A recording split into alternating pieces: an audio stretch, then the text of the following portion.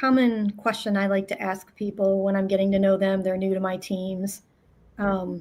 What makes you feel seen? And it is actually a little surprising how many people, frankly, cannot answer it.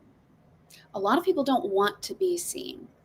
Like people do, but there's also people who don't, who are terrified of it. One lady, no matter how much probing and kind working around with her, she just said, well, when you look at me.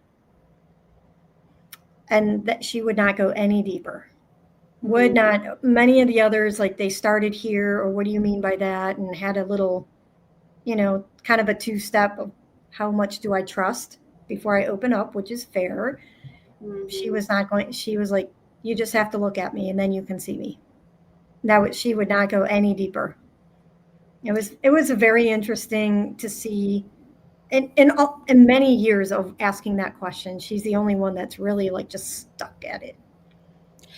Something I find in a lot of my coaching clients, because a lot of people come to me when they're like on that cusp of becoming an executive and they're like, I'm just hitting that wall, is realizing how many even executives do not feel heard. Oh yeah. About seen, but then there's heard. And so a lot of people most people do not feel heard. Mm-hmm. And it's kind of wild to think about when you're around this person who you perceive as having so much power. But a lot of people act out or act in weird ways because they do not feel heard. And it's a conversation I have a lot with my clients about not being like I'm the last one to tell you to lick a boot, okay? I am like the class researcher rebel, right? But to also humanize your leader, because they may have tons of money and influence, but there is that little frame on the inside, right? They are also human.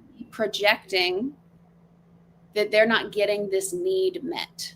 Yeah, they are also You're not going to make any progress with them until that need is met.